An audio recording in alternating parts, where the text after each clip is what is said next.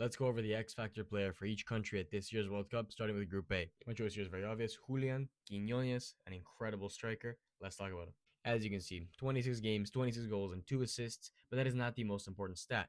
Let me get away from here. Shot attempts. This is huge. He is in the 96th percentile for shot attempts, which just shows how strong and quick he is, and he has this knack of being able to get away from defenders and get the shot off, which is massive. And I'm not saying he's going to score from every shot, but being able to even give yourself a chance at winning a corner in these big international tournaments is huge. Being able to break up the pace of the game and set yourself up with set pieces that can get you that goal to get the edge over the opposing team.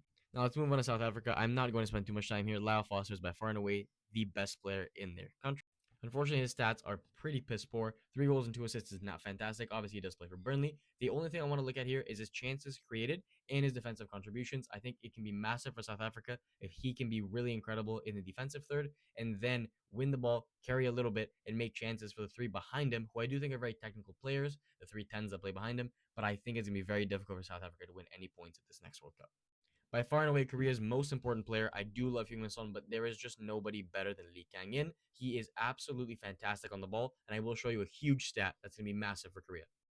And here we go. 2 goals, 3 assists, 22 games, but that's not what I'm looking at. He is in the 99th percentile for chances created and the 97th percentile for touches. This is massive. He's going to be the outlet. He's going to be getting on the ball, and this is who Son's going to be combining with. We all know Son's a lethal finisher, but in his old age, he needs somebody who can play him that perfect pass that he can get to, even if his pace is slowed down.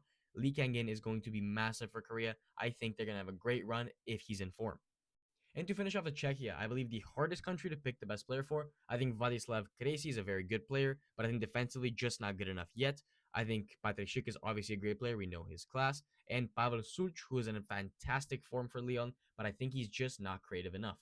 Vladimir Sufal has been a revelation for Hoffenheim, especially in the first half of the season. He was one of the best Bundesliga players in the first 6 months. He slowed down a little bit, but his incredible crossing ability is going to be massive for this team because they've got Chori on the bench, who's 6'7". They've got Patrik Schick, who's incredible in the air. Even Pavel Such. These are 3 of the best aerial duelists in the world at this point.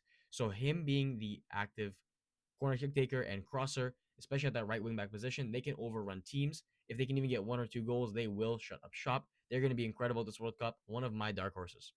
If you want to see more World Cup content, follow me. I will be posting throughout the summer every single day. We're going to be looking at all the groups to begin with and their best players.